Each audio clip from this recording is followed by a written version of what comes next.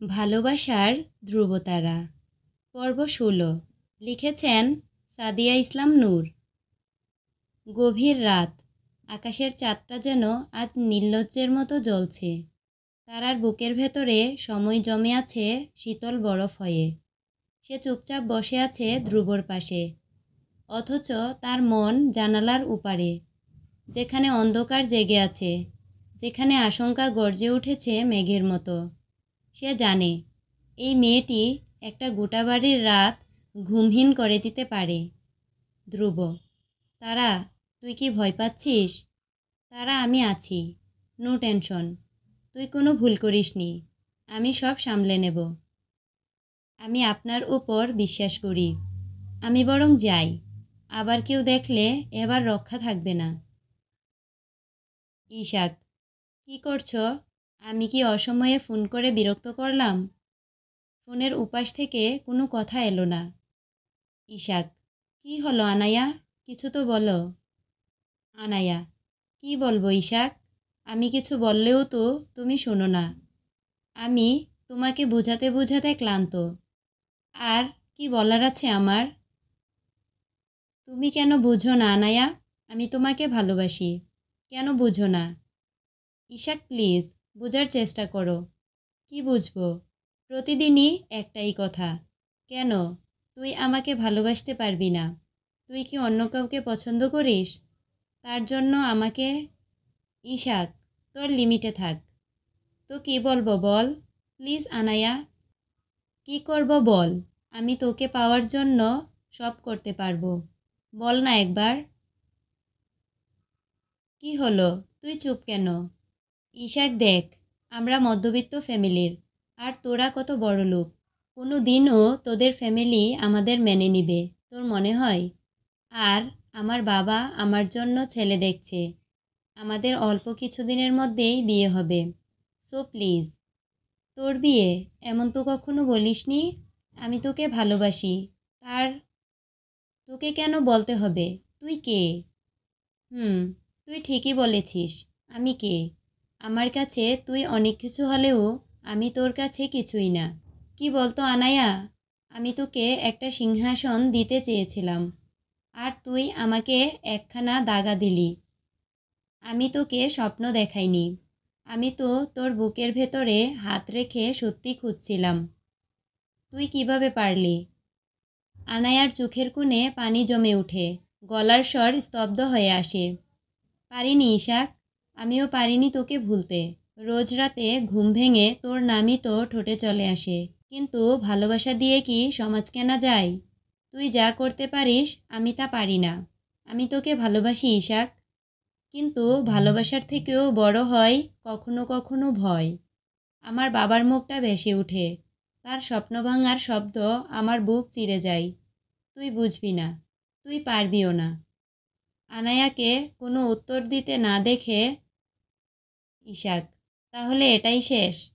আমাদের কাহিনী এখানেই থেমে যাবে, একটা অসমাপ্ত চিঠির মতো? ভালো থাকিস আনায়া। আনায়া নিশ্চুপ হয়ে শুধু কান্না করছে। টুট করে কলটা কেটে গেল। ফোনের ওপাশে আনায়া যে কান্না করছে তা ইশাকের অজানা রয়ে গেল।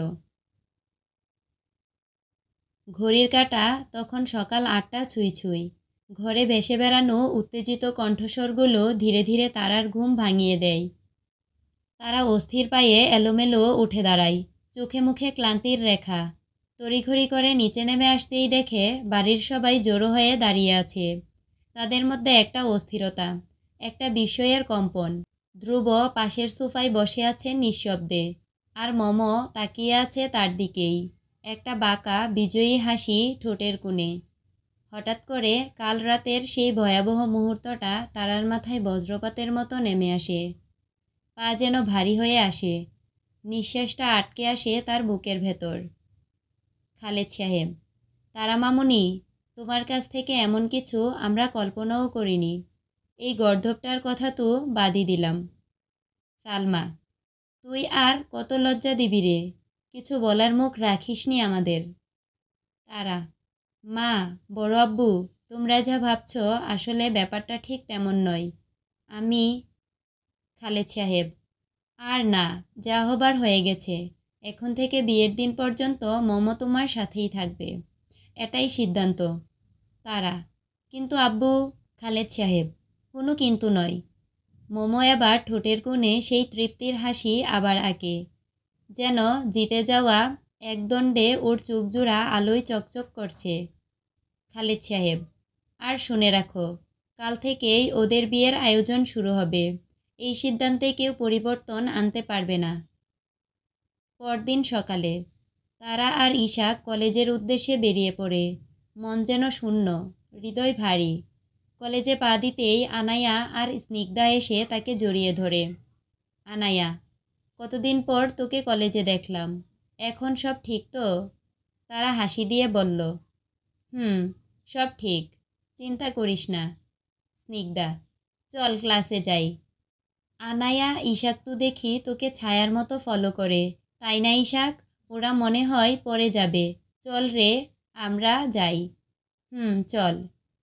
ঈশাক, কেন রে, পরে যাব কেন? তোদের সাথেই যাব। আনায়া, ও মা, আজ সূর্য বুঝি উল্টো দিক দিয়ে উঠল? ঈশাক, প্রতিদিনই যেদিক দিয়ে উঠে, আজ ঠিক সেদিক দিয়েই উঠেছে। তুই হয়তো চোখে ঠিক দেখিস না, একবার চোখের ডাক্তার দেখা, লাগবে মনে হয়। এই বলে সে হেসে ফেলল। স্নিগ্ধা আর তারা মুখ চাওয়াচাওয়ি করল। ক্লাসরুমে ঢুকে তারা আর স্নিগ্ধা আজ পাশাপাশি বসেছে। আনায়া এক বেঞ্চে বসতেই ঈশাক নীরবভাবে উঠে অন্য বেঞ্চে চলে গেল। আনায়ার মুখ ফ্যাকাশে হয়ে যায়, কাঁদতে ইচ্ছে করে, তবুও নিজেকে সামলায়। আর ঈশাক, সে গিয়ে বসে এক অচেনা মেয়ের পাশে। তারা ও স্নিগ্ধা হতবাক। এই সেই ঈশাক যে আনায়ার পাশ ছাড়া থাকতে পারত না। হঠাৎ এমন কি হলো? কলেজ ছুটি হলো দুপুর 2টায়। তারা আনায়া আর স্নিগ্ধাকে একপাশে ডেকে বলল, কাল বিকেলে তোমরা তাড়াতাড়ি আমার বাড়িতে চলে এসো। কাল গায়ে হলুদ, অনেক কিছু বলতে হবে তোমাদের। তারা আর ঈশাক একসাথে বেরিয়ে যায়। আকাশ মেঘলা হয়ে আসে যেন। আনায়ার চোখে জমে উঠে অশ্রু। আনায়া কিভাবে বুঝাবে ঈশাককে? তারা রুমে ঢুকতেই চোখ গেল বিছানায় শুয়ে থাকা মমর উপর। তার কপালে ভাঁজ পড়ে, চোখে কটমট করে তাকিয়ে বলল, কি হলো মমো আপু, তুমি আমার রুমে? এখানে কেন? তোমার তো নিজের রুম আছে। মমো, নেই তো, এখন আর নেই। আর আমি কি তোর রুমে আসতে পারি না নাকি? না, পারো না। আমি একা থাকতে পছন্দ করি। আমার রুমে কেউ আসুক সেটা আমি চাই না। প্লিজ, তুমি তোমার রুমে যাও। মমো, কেন? ধ্রুব হলে তো এতক্ষণে গা ডলে ডলে আদর করতি। এখন হঠাৎ সমস্যা? আর তুই তো ভুলেই গেছিস সকালের কথা। তারা, মমো আপু, মুখ সামলাও। ও শিট। ভেতরে ভেতরে গুমড়ে উঠে, আল্লাহ, এখন থেকে এই মেয়েটার সাথেই রুম শেয়ার করতে হবে। কি এক অবস্থা। মমো, যেভাবে তোর রুমে দখল করে বসলাম তেমনি তোর ধ্রুবর উপরও বসবো। Just wait and watch. তারা ঠোঁট কেঁপে ওঠে। তারা রাগে গা গিনগিন করে। রুমে আসলে আসতে দিলাম, কিন্তু ধ্রুব, ও আমার ছায়া, ছায়াকে কিভাবে আমার থেকে সরাবে? তারা আরও কিছু বলতে যাবে, কিন্তু নিজেকে সামলিয়ে নিয়ে ওয়াশরুমে চলে গেল। সন্ধ্যা 7টা। ঘরের কোনায় টিম টিম করে জ্বলছে একটা টেবিল ল্যাম্প। নিস্তব্ধ রুমে শুধু পাতার খসখস আর মাঝে মাঝে বই উল্টানোর শব্দ। তারা বইয়ের পাতায় চোখ রেখে পড়ছিল, কিন্তু মনটা যেন ঠিক সেখানে ছিল না। চোখে আঙ্গুল দিয়ে চশমাটা সামলে নিয়ে বিড়বিড় করে বলল, সামনে যদি পরীক্ষা না থাকতো, এই অদ্ভুত সময়ে বই নিয়ে পড়তাম আমি।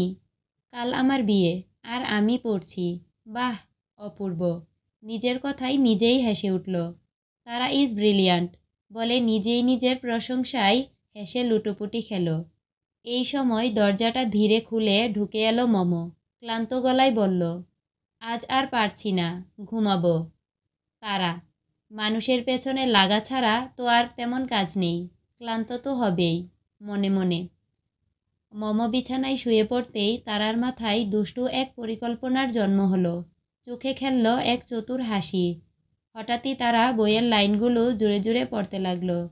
মমো বিরক্ত হয়ে চোখ মেলে তাকালো। কি সমস্যা তোর? ঘুমাচ্ছি বুঝতে পারছিস না?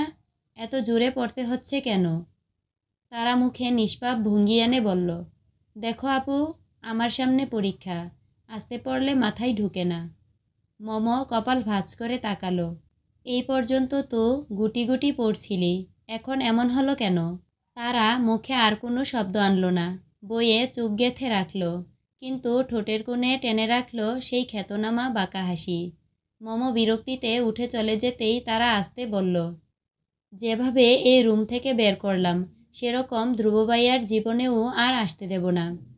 আমার সাথে লাগতে এসো না সোনা, আমার নাম তারা চৌধুরী। কাউকে কিভাবে গুল খাইয়ে দিতে হয় তা আমি ভালোই জানি, কিন্তু এই সাহস ধ্রুব ভাইয়ার সামনে গেলেই কোথায় যেন উড়ে যায়। উহ, একটা দীর্ঘশ্বাস ফেলে বই বন্ধ করল। রাত 8টা।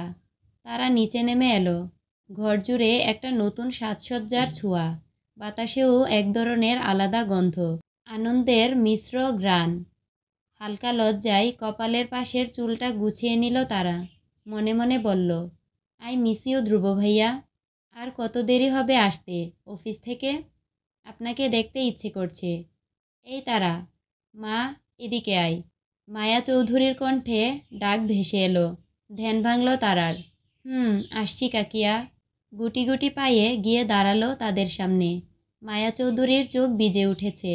হাতে তারার মুখ ছুঁয়ে বলল, আমাদের ছোট মেয়েটা কবে যে এত বড় হয়ে গেল। কাল আমার তারা বিয়ে করে ফেলবে। আর ছোট তারা বলে হঠাৎই চোখের জল ফেললেন। পাশে দাঁড়িয়ে থাকা জাহানারা চৌধুরীর চোখেও চিকচিক করল পানি। কান্না করো না ছোট, ও তো এখানেই থাকবে। আমার ছেলের বউ হয়ে আমাদেরই ঘরে থাকবে, বলে এক কোমল চুমু এঁকে দিলেন তারার কপালে। সালমা বেগম এতক্ষণ নীরব ছিলেন, তাকিয়ে রইলেন মেয়ের দিকে, চোখ ভরা ভালোবাসা আর চোখের কোণে এক ফোঁটা জল। অনেকক্ষণ ধরে কথার খেলা চলছিল বসার ঘরে। হঠাৎই প্রধান দরজার কপাট খুলে এক চিমটি হাওয়া ঢুকল ঘরে, সঙ্গে ধ্রুব। দরজায় দাঁড়াতেই চোখাচোখি হয়ে গেল তারার সঙ্গে। তারার মুখটা যেন আগুন ছুঁয়ে লাল, লজ্জায় চোখ নামিয়ে নিল এক নিমিষে। এই ধ্রুব, ফ্রেশ হয়ে নিচে আয়, খাবার দিচ্ছি। মা। তারা, আমার রুমে আয় একটু। তারার মনে যেন বাজ পড়ল। বসার ঘরে আম্মু, কাকিয়া, মা সবাই বসে, আর সেই পরিবেশেই ধ্রুবর এমন সরাসরি আহ্বান। কোনো লজ্জা নেই নাকি এর?